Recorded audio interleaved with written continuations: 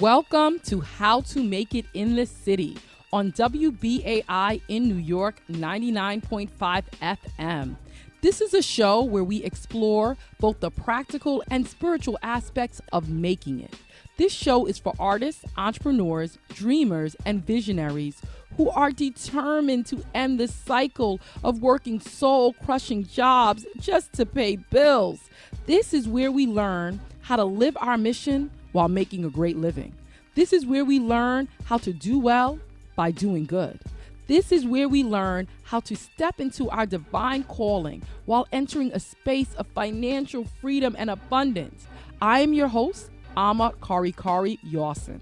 In August of 2015, I quit my six-figure salary day job as a corporate lawyer to step into my purpose of healing through storytelling.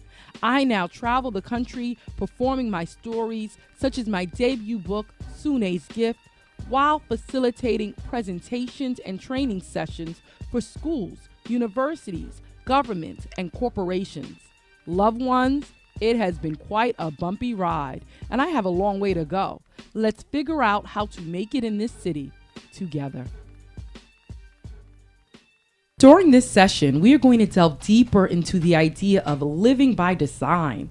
How do we intentionally design our lives so that we can be the highest manifestation of ourselves? How do we tap into our deepest selves to create art, products, and services that lead to positive transformation? To help us with this question, we have Erin Clear and Richard Learmont of By Design Consulting. Richard Learmont and Erin Clear are the founders of By Design Consulting. By Design Consulting assists leaders in learning their emotional, psychological, and energetic makeup so that they can transform their leadership, their relationships, and their lives. By Design Consulting helps leaders effectively manage some of their greatest challenges. These challenges include delegating more effectively, unlocking their team's true potential, and making better decisions while reducing stress. Thanks so much for joining us, Richard and Erin. Yeah, thank you, Ama. What an honor it is to be here and to share this this incredible information with you and your audience. We are so appreciative. So please tell us about your journey with respect to developing By Design Consulting. Of course. So Richard and I met about 1.5 or 2 years ago, and we were immediately drawn to each other. And I think the first thing Richard said was, "We're designed to work together." And I was kind of taken aback. I was like, okay, great. Like, we'll see how it goes. But it's basically unfolded in a very serendipitous way. And I think for me, my background was, I came from the world of tech and startups, and I saw, a lot of amazing leaders, but also a lot of dysfunction. And then on the side, I was also pursuing a lot of personal development and sort of healing modality work, and I was really finding a way to integrate the two. And so Richard introduced me to this system called human design that basically, really supports leaders in understanding how they work and help them become more harmonious and effective as a team. But ultimately, it's really about bringing them into greater alignment with who they are. And so for me, it merges the worlds of spirituality and personal development and business in a way that I've really never seen before. Excellent. But so tell us about the steps. So you meet each other, you're feeling this great connection, you're learning about this human modalities, you're excited, spirituality being used to heal dysfunction. Yeah. Now, how do you actually, in the, basement of your apartment, figure out how to create this company? Okay. Well, just give you a little my background. Sure. As well. I've been a musician and artist for most of my life, and I've gone down that path. Traveling Europe and America as a musician, saxophonist and percussionist, and I had an accident that I broke my neck actually, and had this experience of connecting with sound and on a deep spiritual level. And then find myself moving to California and connecting with shaman that introduced me to the system, human design, and which is a system that really shows us basically what's going on in the world and how we are actually intended to navigate our lives in this world. So basically, we're in this vehicle, these bodies, they're vehicles. And we have this spiritual entity, ourselves, our true selves, that operate in these vehicles. And there's something very specific that we're here to be and do in this world. And what this system actually shows us is basically how we're wired up to come into our purpose. The purpose is actually, it's already programmed into our DNA. It's already there. It's just a question of now how to get into alignment with it by making decisions that keeps us in alignment with what we're supposed to do here. Okay, great. So this is what you learn from shaman, you said in California?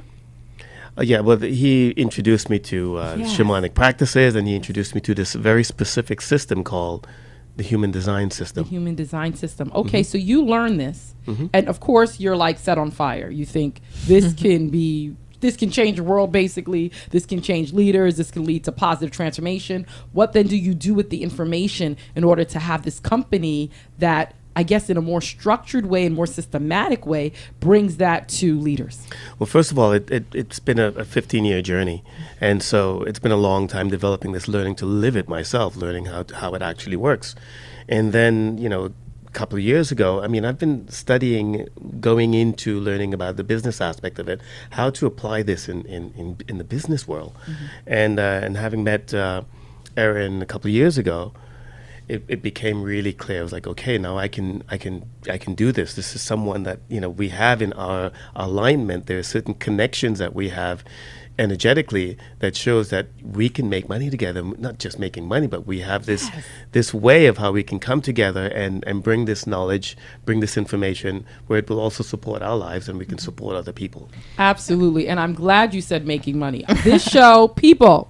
My audience members, this show is money positive. We are getting away from this idea that we can't live on purpose and do great things for the world and engage in positive transformation and healing without having the currency that we need to live, to buy clothes, to buy food, to buy lessons, to buy books. You are giving positive value and you deserve that positive value in return. So I'm putting it out there. I want you to be millionaires and billionaires. Okay. So you meet you meet each other. You're happy. So now you started a website. How did you find clients? Like, how did you actually get this going? Yeah, absolutely. Once we sort of, when Richard first introduced that we were designed to work together, I heard it sunk in, but I was like, we'll see how this unfolds. Okay. And I went to LA about 6 months later and reached out and we connected. And as Richard mentioned, it became very clear pretty immediately that we were meant to bring this together to businesses. That was just what we were intended to do. And it unfolded very serendipitously from there. Richard moved to New York, and we sort of just came together and started building the foundation. Both of our networks are a lot of founders, a lot of entrepreneurs. So all the initial clients have been friends, and then it's grown word of mouth. I think, there are a lot of people out there, a lot of leaders who are just very progressive and very open to new modalities if it will help them become better at what they do. And I think there are a lot of systems out there, a lot of personal assessment systems like, StrengthsFinder and Myers-Briggs. Yes. That are great systems, but it sort of gives people insight into who they are in sort of a very mental level, but doesn't really give them a way to integrate that into their lives. I got and you. So what we're introducing is a totally new level of awareness in terms of how we sort of can best understand ourselves and understand the people around us and really bring that into our everyday decision making and communication. And so we can just really sort of find a way to live with a lot less resistance and a lot more ease. So it's far more tactical than any other systems I've seen out there. And sort of really honestly, as soon as Richard and I really committed to this, it all kind of unfolded for us because this is just so desperately needed in the corporate world right now. Beautiful, beautiful, beautiful. Okay, so now some of our audience members are thinking that they still don't really have an idea of what you do. So let me just use myself as an example, right? As you may know, I was a corporate lawyer for a very long time. I had only worked in finance and corporate law for most of my adult life, had this transformative experience where a barber basically called my son the N-word for his kinky hair. And I said, what am I doing with my life? I really need to write a book about healing. So although I had some whisperings that I would write books, that was the knock on on my head that threw me down that said, you must write a book now of healing. So I see your friend, Marion Williamson, on TV. She says, art is no different from prayer. I start praying on a book. I come up with a book. It does really well, raises $12,000 in 45 days on Kickstarter. I now become a book publisher and eventually want to leave my corporate life to be a storyteller and author for the purpose of healing. I come to By Design. What exactly are you doing? Okay. Yeah. Well, somehow or the other, you've connected with that aspect in yourself. That's beautiful. You were listening. By Design really teaches you how to really listen to your inner calling. And how do we do this? You know, this program is about spirituality and how we bring all this into practicality. Yes. And that's exactly what we do. And so, using our system, it's based on a new level, a higher level of our awareness, which is more on an energetic level. And humanity is definitely, we're more advanced now. We're more aware. We have a science that can, understand things on a very, very micro level, on the subatomic level of our existence, which shows that we've gotten far in terms of our awareness. Yes. And, we're looking at now how the energy body really, what happens when two people come together. We can observe it from what happens when we are actually by ourselves and what happens when we come together, two people. And when two people come together, something happens. You're no longer, in this energy by yourself anymore. Yes. It's now interacting. So energetically, there are all kinds of things firing off. There are all kinds of triggers. There are things that work, things that don't work. And we can see all of this, what's going on, based on certain information we get from you that goes into a very highly sophisticated software that shows us a printout of how your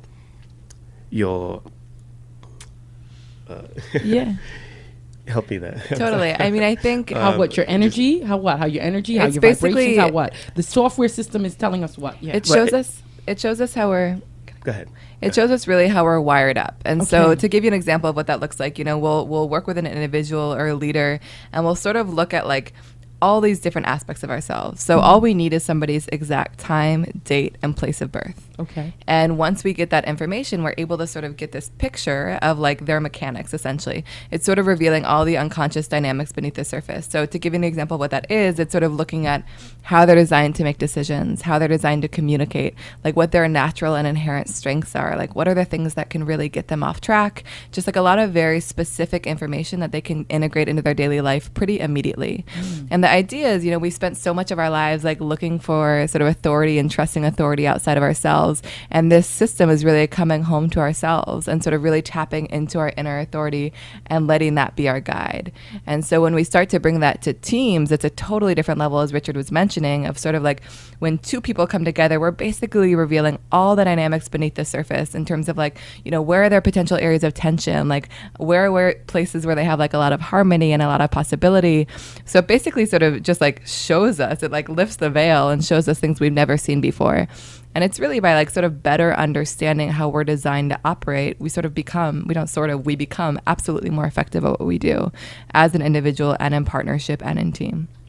And never before were we able to see the personality aspect of someone and the unconscious aspect and how they actually work together. And the software somehow allows you to do that by using the inputs are their date of birth, their date and time of birth. And you need location as well. Do they answer any questions? They don't. So like I was mentioning earlier, there are those systems like Myers-Briggs and StrengthsFinder, right? Which are great, but they're all based on sort of like mental questionnaires. They're like who we think we are, like what we're trying to like convey in that moment. And so it's very subjective. And so this system is very mechanical. It's literally just like revealing our mechanics in a way that we haven't had access to before. Interesting. And honestly, it's like it's not an intellectual system. I mean, it is, but like the best way to really understand it is to experience it because we sort of are speaking to your truth. Okay. And so it's going to make some sense here, but definitely would recommend, if people are interested, to sort of test it out for themselves and just see how it resonates with them. Wonderful. And the underlying information, is it like numerology? Is it what is the ancient wisdom which was used to program the software? Oh, great. So yes, it's basically the old and the new coming together. Okay. So you have the esoteric world and the exoteric, which is the old world and the new world coming together. So you have these old systems of astrology, which is the ancient astrological Greek system.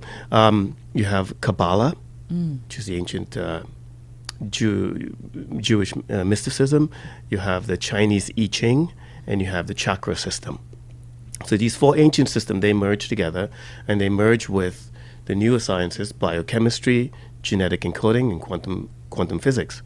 And they all merge together. So now you have this quantum of how we actually exist in this field here, on this earth plane, and how we're designed to, how we've been imprinted when we came into this existence, and how we're designed to actually to operate in this world. Can you give us a story about a leader and how finding out this information transformed the leader's leadership experience and outcomes? Mm-hmm.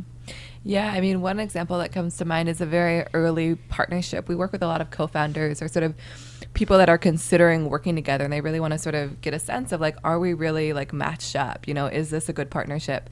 And these two co-founders, it was just so wild, because as soon as we sort of brought all this stuff to the surface, it was stuff they intuitively know, but we gave them a language around it. We're like, okay, this is a tension that can happen here, and this is areas where you guys have a lot of harmony and you sync really well together. And so basically, by sort of giving them a language to engage with that, they were able to resolve tensions in a conversation. Before, tensions would sort of be under the surface for a couple of weeks. They wouldn't really know what it was, but we basically were gave them clarity around what everything was, and so they were able to just move much faster and more effectively in their partnership. And honestly, they also just started to take a lot fewer things personally, because they were sort of seeing they're oh, this is how you're wired up. These are your strengths. These are your weaknesses. I get it. I'm going to really respect you for that, rather than see these things that you're not so good at and get resentful about it. So basically, it really allows founders and teams to just really accept and see each other, and really allow them to tap into each other's potential in a way that hasn't been possible before. Yeah, the thing is, life is life. It's not things are not going to happen. Things are going to happen. That's, we're here to grow and to, to have experiences. But what this information reveals is it gives us now a whole new way of how to deal with things, how to respect our own process and to respect the other's process. Interesting. No, I think it sounds absolutely fascinating. There's a book called Click, The Magic of Instant Connections, and it talks about how the difference between an orchestra that is in sync and in harmony, where they're friends and they're happy, the difference between that orchestra and another orchestra that lacks harmony, and that being all the difference as to whether they're able to be performing at Carnegie Hall or whether they are on the wedding circuit, so to speak. And so obviously we cannot underestimate the importance of harmony when it comes to teams. So now, can you please just define for us and our audience, what do you define or qualify as living by design as a leader? Well, living by design as a leader, it gives you true power, knowing when and when not to act. How to really understand the other person or the teams that you're leading, how to communicate with your leadership team and your support team, by understanding their basic mechanics, basically how they what drives them, what triggers them, and giving them having this power really allows you to speak to them in a way that they can really hear you. And that's really powerful. Okay. It's extremely powerful. Right? And just to add to that, I think sort of living by design is really living as ourselves. I think we spend a lot of our lives trying to be who we're not, and sort of falling prey to our shadows or whatever they are. And this, you know, it's funny, like in a lot of sessions, we just sort of hear people just like sighing with like the sense of relief. Wow. Being like, oh my God, like I get permission to be who I am. Oh, like wow. that's it. It's like, yeah.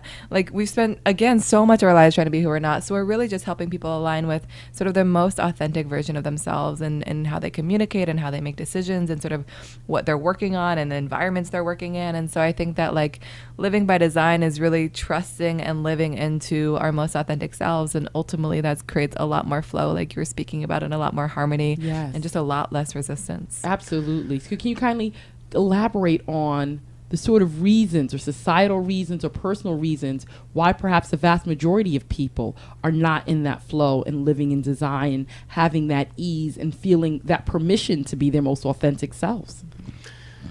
That's really a good question. You know, we came into this world, we didn't have a map or a manual. Yeah. You know, we're just told to go out and figure it out. Okay. And our parents, they didn't know either. And our parents' you know, Yeah. the whole lineage, you go back. No one knew. No one really knew. You know, we're told to get married and, you know, have children. And it's, you know, just do these it's things. crazy. Yes. And so it's the first time we have a map now. And, you know, when we look at it today and we look at the craziness, we see all of these institutions, these megalithic institutions that they're shifting and they're sort of crashing, and there's major change going on. In terms of when you say, what are you thinking? Are you talking about like the Political huge churches or huge organizations in general? Yeah. Okay. Institutions of Political, educational, economical. All of these institutions, they're going through major change because it doesn't really support who we are today. It Yes. supported like a previous species, basically. And there's something new that's beckoning. And so when we listen out there and we hear what's true and what's not true, we hear the fake news, we hear the real news. It's hard to and know. Everything is just one big confusion now. Yes. So young children, what are they getting on the internet and what are they getting on the news? Confusion. Yeah. You know? We don't know what to believe. Exactly. We don't know what to trust or whom to trust. And so what this information offers you that no other system on the planet offers at this time. Yeah. And I say this really with confidence. Yeah. It teaches you how to listen to your own authority, how to trust your own inner authority. Because when you're trusting that at all times, you're always in alignment with why you're here, with who you are, and on trajectory. Wow. And so the truth is actually self-evident. We just don't know how to tap into it. Exactly. The truth is within us. We have our own ability to know the truth from the false. It's incredible. But we just lost our way and our Exactly. ability to feel it and know it. And it's tied into, it's tied into everything. Success as, you know, as entrepreneurs, Yes. you know, as parents, as, you know, friends. It's here to help us to build the new kinds of communities, period. Wow. And just one element to add there, you know, I think that a lot of us have spent our lives making our decisions from our minds and sort of getting lost in these like mental loops and mental traps and being like, oh, I should do that, or like this sounds right. And like this system really takes the decision making out of the mind. Wow. So everyone, you know, there are a lot of different authorities, and we sort of help people really tap into theirs, but it's not about making decisions with our minds. So when you ask about why so many of us are off track or lost, it's because like we're caught up in all these ideas of what it should look like and who it should be and what we should be good at.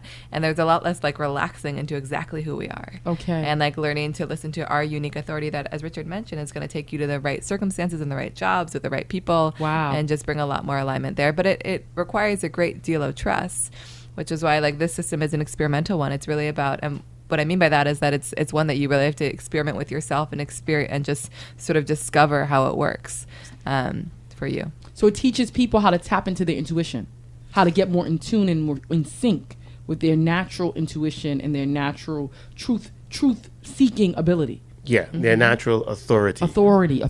That's the word we want to use, Yeah. their natural authority. And there's outer authority, Yes. you know, and there's inner authority. Yes. And inner authority is guided by, it's aligned with our true selves, and that's built in. It's built into this body here. So our true selves, our soul, whatever you want to call it, you know, it built this vehicle basically, so that Yeah. it can operate on this earth plane. Yes. And so within it, it has this mechanism that lets us know, and there are different ones for different people, you know, what your authority is.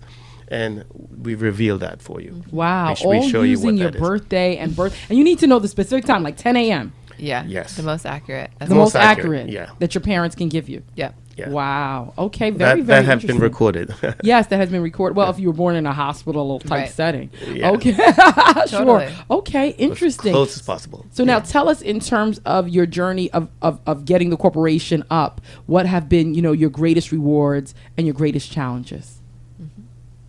Sure. I mean, just for context, we're working not with many big companies, but with a lot of small companies that are sort of either leadership teams within big companies or small companies that are getting off the ground. Mm-hmm. I think, it's been really fun to work with companies that are just starting to get their team together, because honestly, this is just like the smartest investment you can make, whether it's as an individual, as a team. Yeah. Because when you start to really sort of refine and tune into how you operate most effectively at an early stage, that's going to translate into everything you build. Great. And so I think that we're seeing it's pretty amazing, because as soon as people start to really tap into how they're making decisions and how they best communicate, they are finding that everything else in their business is kind of falling into alignment.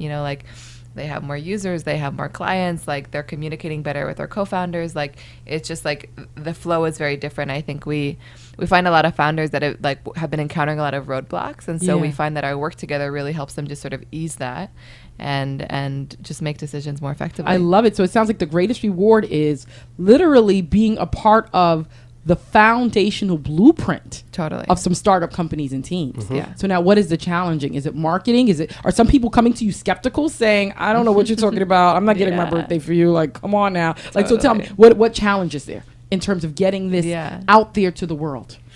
I mean, most of it is being done through word of mouth and through our circle. Yes. And we've been, we've only launched in December. Okay. But, I've been practicing this for quite a while. You said 15 but years. mostly for the personal development side, not strictly for Not business. the team build. Yeah. Okay, business. And so okay. for the business aspect, we've just basically launched it. Sure. And but the response that we're getting is just extraordinary. Wonderful. And it's through our contacts. So yes, more publicity. Yeah. More Neither of us are publicity really would be marketers. helpful. more publicity would be helpful, but thankfully you had a nice base of supporters in the beginning who helped, and now the word of mouth is spreading. But of course, there's more growth to be done. Yes. I think just one piece to add there is that I expected a bit more skepticism, because this is a really new modality, and when we go into a company, we're okay, this is the information we need, but as soon as we introduce the information, we're speaking to a level of accuracy and truth that resonates so deeply with leaders and their team that the minute we speak it, then they're in. They're we'll get everyone's information. And so it's been so cool to just watch how the business world is evolving. I imagine this would not have resonated in the same way 5 years ago or even 3 years ago. We're at such a ripe period where people are ready. They're ready to take things to the next level, and they're really open to different modalities that will help them do that. I love it. The collective consciousness is shifting. And we're speaking directly to their issues as well. It's right on. Yes. Oh, I love it. I love it. Okay, so please tell. So I met Richard at Collegiate Marble Church when Marion Williamson, the sort of godmother of my life because she inspired me, was speaking. And you said that you all were somehow a part of her coming. Can you give us the backstory, please?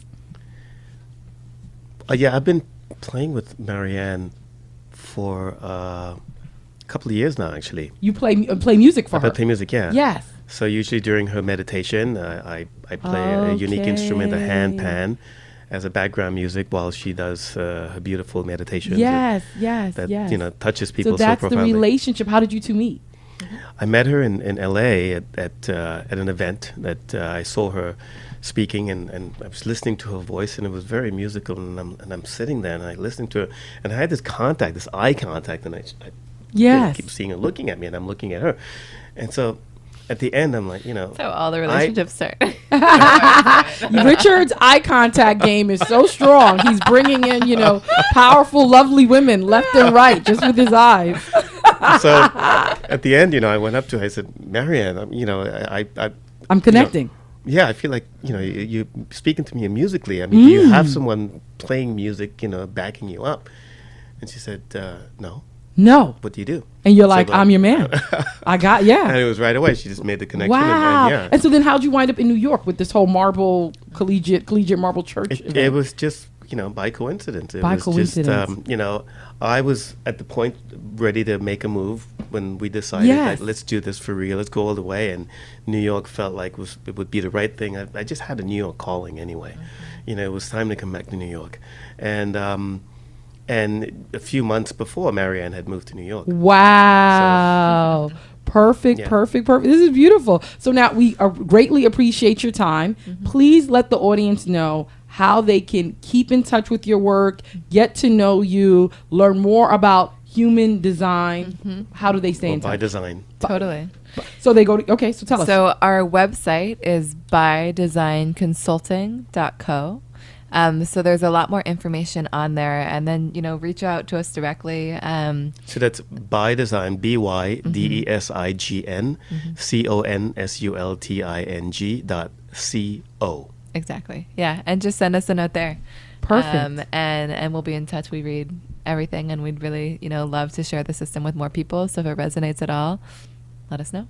Hey, we all are interested in positive transformation. So this is another tool in the toolkit. Thank you so much, Erin. Thank you so much, Richard. We're wishing you all the best, and we are so grateful for your insight. Goodbye for now. Thank you, Ama. Bye.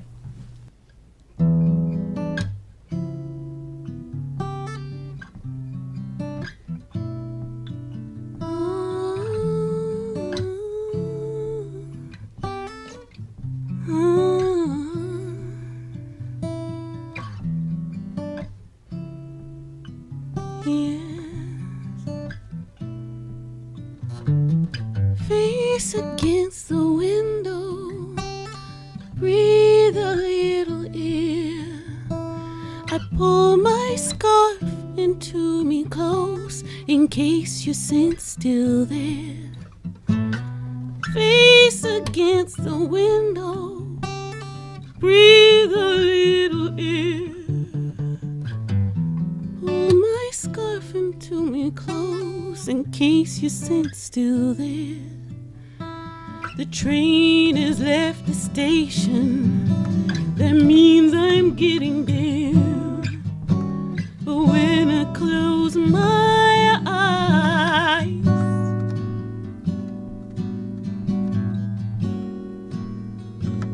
you're everywhere.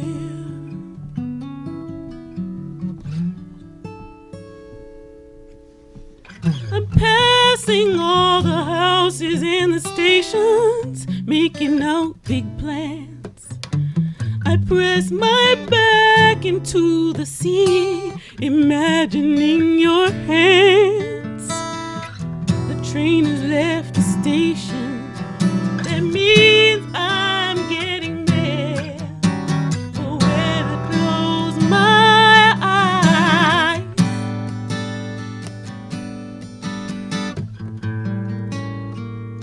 you're everywhere.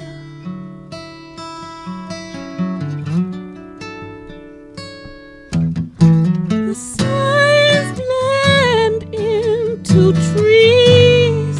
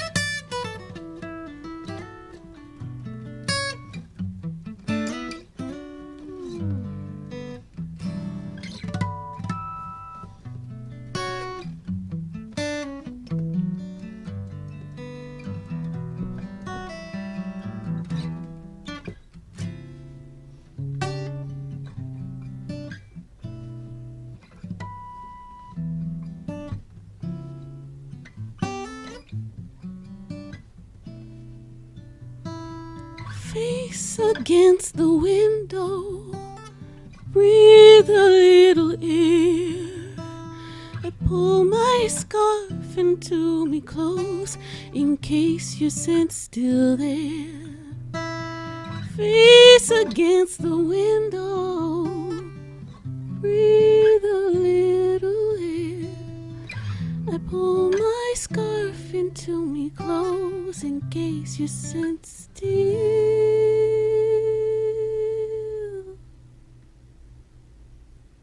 Welcome back. You are listening to How to Make It in the City on WBAI in New York, 99.5 FM. You just heard a musical performance of Face Against the Window, performed by Candice Hoyes and David Rosenthal. So, that is our next guest, actually. We have Candice Hoyes in the studio, and I would like to tell you a little bit about her. Candice Hoyes is the child of Jamaican immigrants. She grew up listening to the likes of Ella Fitzgerald, Billie Holiday, and Sade on her grandpa's knee, while studying classical piano and singing in church. She graduated from Harvard University, where she was a Fitzy Scholar. She studied classical voice on fellowship at Boston Conservatory and performed jazz standards at Boston club venues. After graduation, she was admitted to both Columbia Law School and Westminster Choir College for voice performance. On a scholarship, she completed both degrees. Now, she is singing full-time.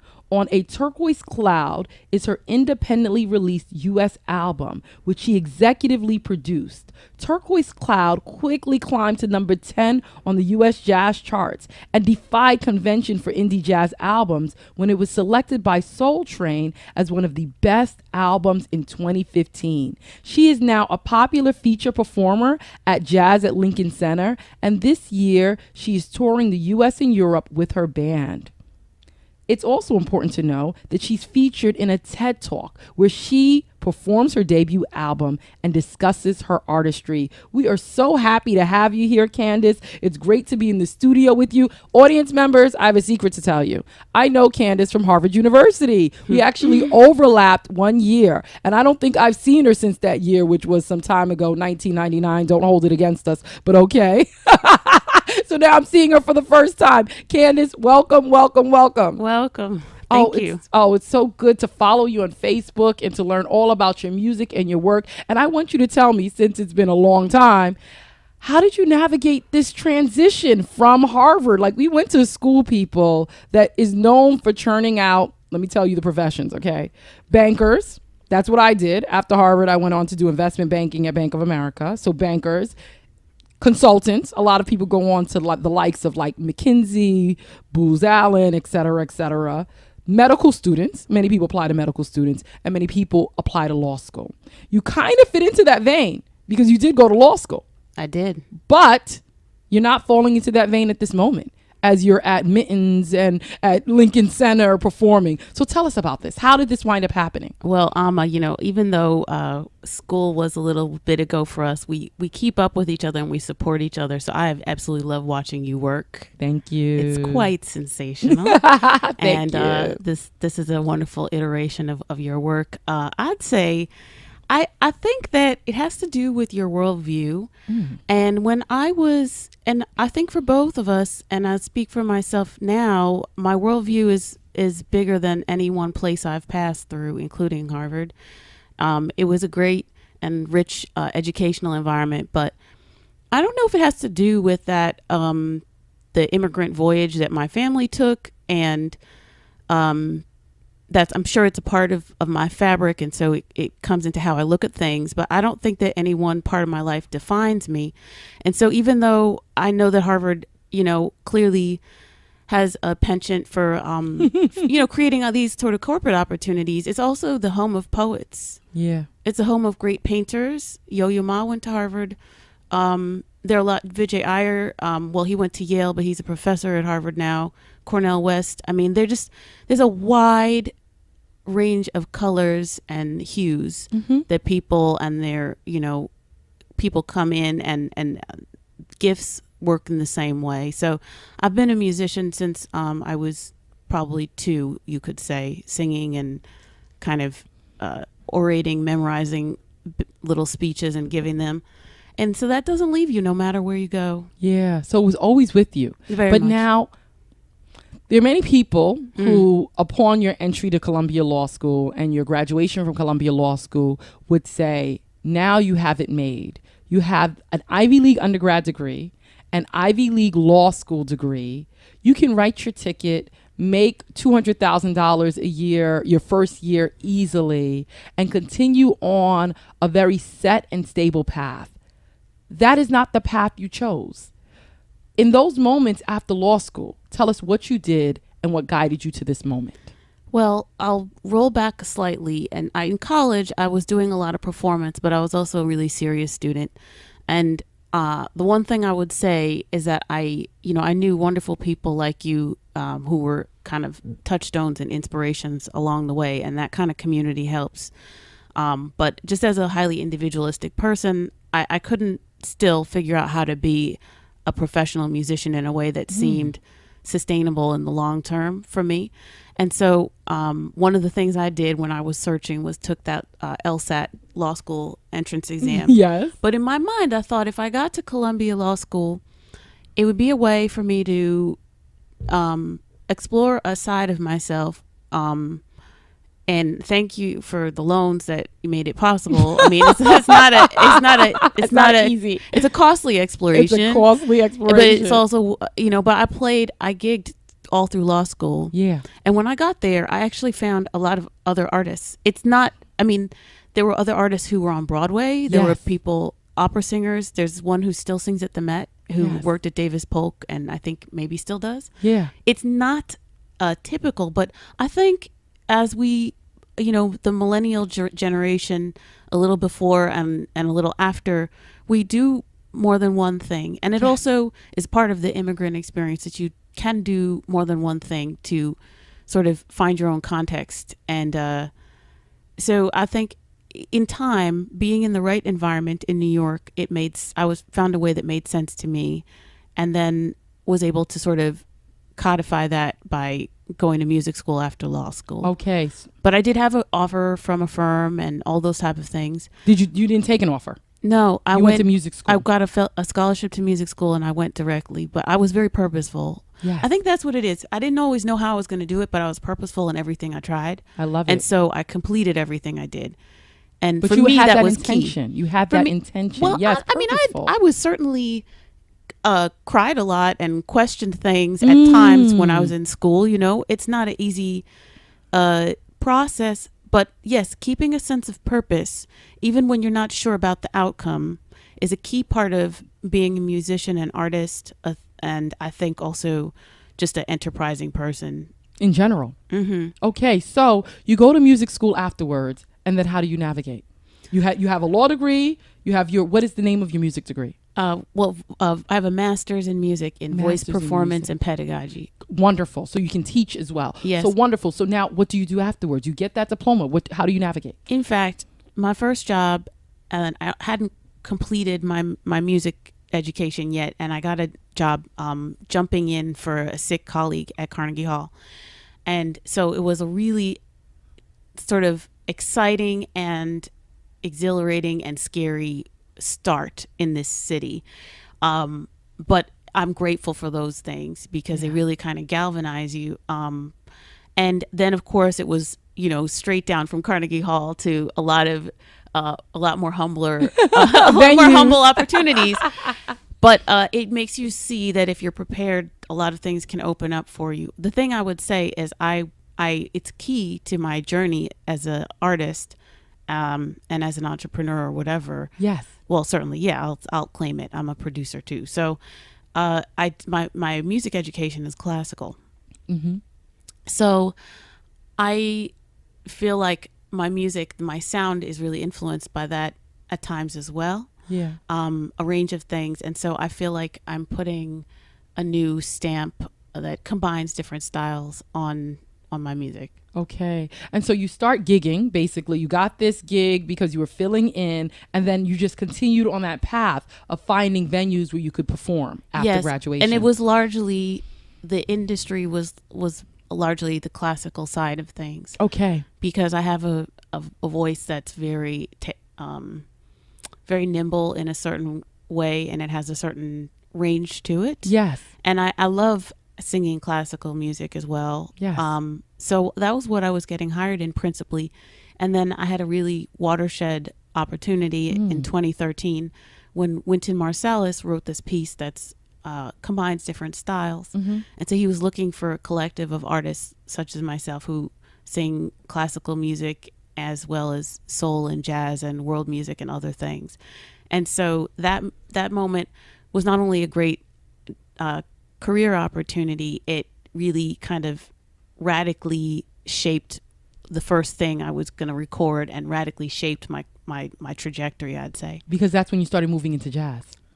More deeply into jazz, yes. More seriously into jazz, and also kind of forming the relationships like the one that I have with David, that are the mainstay of my recording. Wonderful. Wonderful. David is her amazing guitarist that you heard play. David Rosenthal that you heard play during the intermission. Okay, so now tell me about that decision in terms of your family. Because as you said, you do come from an immigrant background. Your family is Jamaican. Yes. Immigrants are known to face struggles. And for me, like my dad was always like, be a banker. He read Reginald Lewis's Why Should All the White Boys Have the Fun? And he was determined for me to go on, I would say, the simplest paths to economic prosperity, and let's say simplest and proven paths. And so he always wanted me to be a banker or to be a corporate lawyer. He loved for me to be in a high rise wearing suits. What were your parental reactions to this choice? Like, I know they love music, but they also want their daughter to eat. So yes. Please tell us what their reactions were like. So my parents still don't exactly understand what it is I do, I would say. Really? Okay, sure. Good. They come to your shows, but they don't understand? They understand, but I mean, yeah, I think that it has to do, as you said, with perspective and empowering your kids, right? Yes. So I think that they do see, their eye is still caught by the allure of something that's more stable. Yes. But they, in their own way, you have to realize where you fall on a larger continuum. As a first generation American, I come from people who came, the boldness that it takes and the risk taking. Yes.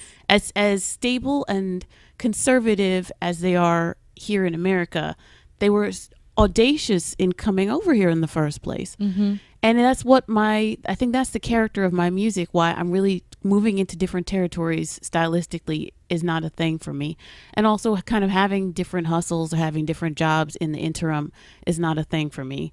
So I taught a lot in addition to music gigs. I was singing sometimes, maybe not the works that connected with me on every level, but by and by you can get yourself there. I'd say they support me, but they continue to sort of interrogate and question this decision. Yes, and I think it's good because steel sharpens steel. I love it. So I think also part of being an artist is embracing the resistance. Not everything is meant to be a pat on the back. Yes. They still love me. They love me and deeply. They love your music. And yes, they love your music. They and love they're proud. the music. You're a beautiful woman singing beautiful music and uplifting the world with your voice. However, of course, they have concerns about your financial sustainability. And like all parents, they're worried. It's critical that I was the executive producer of the album. Yes. So I think... I love it. Please tell us more. So, thank you. We're going to get into this. So, there are many people listening out there who may have law degrees too and may have music degrees but are using their law degrees. Tell us, what do you believe are the keys to financial sustainability as an independent vocalist? I think... You've named one, executive producing your own music, right? Yes. Because that brings you a royalty an additional royalty payment, correct? I think, well, it's more than that. I would say it was a wonderful to executive produce your first album. And it came out of necessity, really, because On a Turquoise Cloud is a collection of rare Ellington songs that many people haven't heard. And they kind of, these songs purposefully straddle genre because Duke Ellington wrote them at a time when classical music was racially exclusive. So they're actually very subversive works and they're challenging on the ear. And so there was a question of which genre does this fit in? and there's a question of what genre do I fit in, right? And so the only way really practically for them to get made was for me to make them, because what larger entity is going to take on a brand new artist, recording artist, a debut artist with material that no one's ever heard? Sure. So you have to be too risky. Yes. For them. Well, I think that you have to be realistic about the risk you're asking people to take, and to meet them. This is what gives you that empowerment in this Industry. in making exactly, making a professional go at it. Being really realistic about the level of risk you're asking other people to take, and absolutely meeting them all the way up to that point with a well-conceived concept, with I try to keep a very good archive, even though I don't have a large team, of every appearance I do, all the media, every recording that I make, so that when the time comes that I do have a more robust support team, they'll have something to work with. Yes. Always give people everything they need to work with you. I think we both feel that way. Sure. We absolutely. do that. We do our best at that, and I think it goes such a long way. Okay, so let's think about the nuggets here that we can give our audience.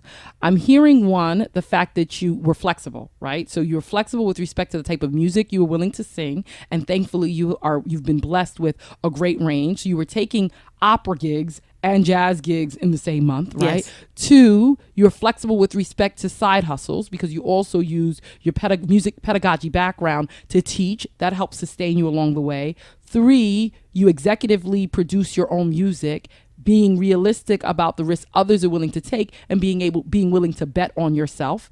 Any other nuggets you want to add for the audience members in terms of financial sustainability? Yes, I would say constantly being, not for the sake of visibility. In this social media culture, people think that they should go out and venture out and meet people on the strength of being visible and looking popular. That's not the reason to stay to get into the stream of things. Mm-hmm. I hear a lot of music. I'm constantly introducing myself to artists, because opportunities come from just showing up so much of the time.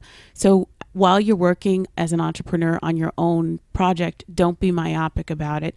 Keep your finger on the pulse of what's happening in general, and then you'll be able to come out with ideas that are forward looking, and find yourself in spaces like Ama and I were discussing, that I've had this interesting fold, because I also write. And when I did that tour, another classmate of ours, Ama, asked me to write a essay on the tour and interview into Marsalis. Wonderful. Yes. Ama Gartetego. Another Ama? No, it wasn't Ama. It Okay. was Magdalena Edwards at the Los Angeles Review of Books. Wonderful. So that the sort of speaking and thought leading and writing piece has become a part of my work too. Of your portfolio. And Yes. that was what brought David Rosenthal and I performed at TED, which will be releasing later in 2017. But it was that sort of also the fluidity between talking about my work and also performing it that made other work. Yes. And building those relationships. Yes. So that goes to your flexibility, because you're not only singing opera, jazz, whatever you're called upon to sing, you're also writing your work. You're also producing other platforms for your work, because you do videos, et cetera, et cetera. So that flexibility seems to be really, really, really key to your success. It is, and it keeps my heart up. It feeds my soul, and it inspires me, because it makes me feel every time I make things that I can do things for myself. Yes. And that's part of one of the challenges of being entrepreneurial, is it can be disappointing when other people don't see what you see, perhaps, or on those days that are just super quiet and they're just about maybe mundane work. When you know that you're making things for yourself and you're giving yourself avenues, it's so encouraging. Wonderful. Now tell us, what drives your music from a sort of spiritual standpoint? What is really moving you to do this against the admonitions of others who are more risk averse? I think that what makes me distinct in jazz and in life is that I'm a storyteller. I'm a musical storyteller. Okay. And I have a passion for using the history that I know, which comes out of that education we had. Yes. I mean, even to say that at Columbia Law School, I was always aware that Paul Robeson, the great singer Yes. and athlete An and activist. actor Yes. and activist, was a alumnus of the school, so I already had my eye on people who had gone before me, doing it at the high level, and so that inspires me. And I'd say my heritage inspires me too, but I think it's just a part of our duty in this world is to share stories widely that inspire and fortify people. Absolutely beautiful. I have 2 more questions I'm going to try to squeeze in. The first is, in this journey of ups and downs, what have been sort of the greatest ups and the greatest downs? You described kind of like crying, not knowing where you were going, etc. Let us know that, because I think it's important for people to know when they're seeing you at Mittens that it just wasn't all rosy, you know, they're seeing you at Lincoln Center, but then also what gave you great encouragement. Please tell us. Well, I think when you come to New York, you realize how very many amazing artists there are from all over the world who gravitate here. Yeah. And the best way to look at that, no matter what industry you're in, is that there's only one you. And I find a lot of inspiration. I always go check other people out and what they do. And like the first time that David and I worked together, we were exploring, he's a composer and a recording artist as well, and a vocalist. So we checked each other's music out. You have to find, it's not about competing in a pejorative sense. It's about finding inspiration in the sort of rigor. It's a rigorous process, but it's one that's supposed to make you better. Okay. So I think, does that answer? That kind of answers, because I think maybe sometimes you experience a low when you're in awe of other people's talent, but you turn it into a high by 1, being encouraged, 2, being inspired, 3, being motivated by that. So that could be a high and a low in itself, your observations of others in this great and talented city. Yes. I think that, I mean, if you want me to just point out what has challenged me, I would say that it's always, when you have a new idea, sometimes people get they're intimidated by the newness of something. Great. So of course that can be discouraging, because you always want to feel affirmed. Yeah. Yes, that criticism, that lack of understanding. And then was your win the TED Talk? Was it the Soul Train Award? Like, yeah. What's my win been? Yeah. What's been one of the best wins? The win is, well, those are both absolutely wonderful. Yes, playing for the TED audience was gorgeous, and then the fact knowing that it's gonna go onto a digital platform much beyond that theater and that moment is so encouraging. I think there are many wins. I love sharing the music with kids, and educational outreach is always inspiring to me. It always means a great deal when someone, maybe a person who's elderly and has just felt really isolated, connects to my music. I love it. I've had people say, oh, you know, I used to dance to Duke Ellington. I'm 93. Oh. You're like uplifting them. You're like making them younger, which is so exciting. I'm connecting them to who they are, which is that's my role in it. It's not for my own, that's how I perceive my music, why I feel like the game needs me. Yes. I'm here to just do what I can to fortify people, to energize them, and so that's my that's the compass. Greatest win. That is the greatest win. We are running out of time. Please tell people how they can follow you. Okay. Well, you can follow me on any of the musical digital platforms: Apple Music, Spotify, Tidal, anywhere you like to hear music. You can follow me on Instagram at Candice Hoyes 1, the number 1, CandiceHoyes 1, and my website, CandiceHoyes.com. Wonderful, wonderful, wonderful.